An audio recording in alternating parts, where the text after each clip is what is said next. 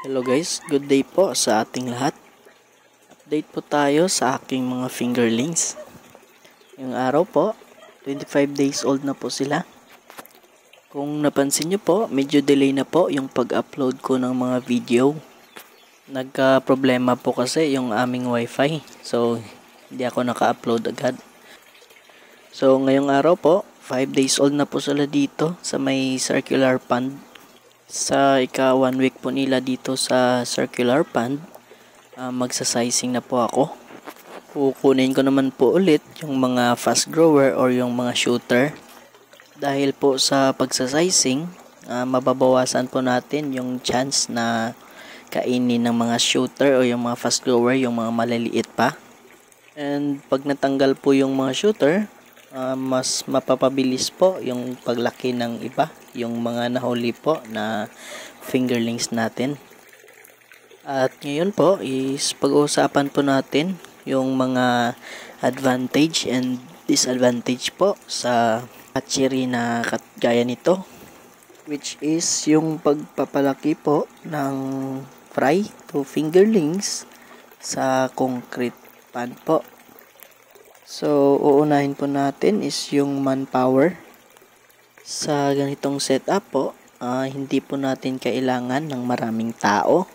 Kahit isang tao lang po is kaya na pong patakbuhin ang hatchery na kagaya nito. At yun po ang advantage pagdating po sa manpower. Ang susunod po is madali lang po ang pag-sizing pag sa ganitong setup. Ang susunod po is madali lang po ang troubleshooting. Kasi madali po nating makita yung mga isda natin. Lalong-lalo na po kung may sakit ang ating mga isda. Ang susunod po is napakadali po ang pag-harvest ng ating mga isda. At anytime po, pwede pong bumili yung mga customer natin. Hindi na po natin kailangan na mag-schedule pa kung kailan sila bibili. Yan po ang ilan sa mga advantage po sa ganitong setup. Ngayon naman po is yung disadvantage po. Una po dyan is madadagdagan po ang ating expenses. Isa po dyan is kuryente po. Kasi kuryente po ang nagpapatakbo sa ganitong setup. Pangalawa po is matrabaho po ang ganitong setup. Kasi from time to time po, kailangan po nating i-check ang kondisyon ng ating tubig. Kasama na rin po dyan ang paglilinis po ng ating tank. Yan po ang ilan sa mga disadvantage po sa ganitong setup. Pero ang maganda po sa ganitong setup is mataas po yung recovery at hindi po kailangan ang sobrang lawak po na area.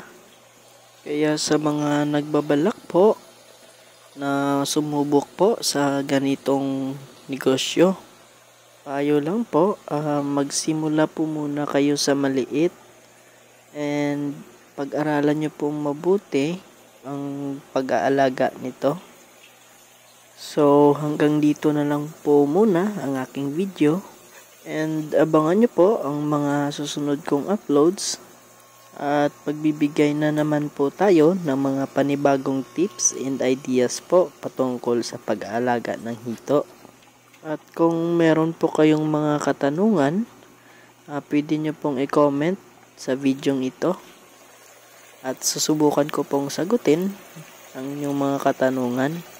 At kung nagustuhan nyo po ang aking video, maaari pong paklik po ng subscribe button po para updated po kayo sa mga bagong upload po na video.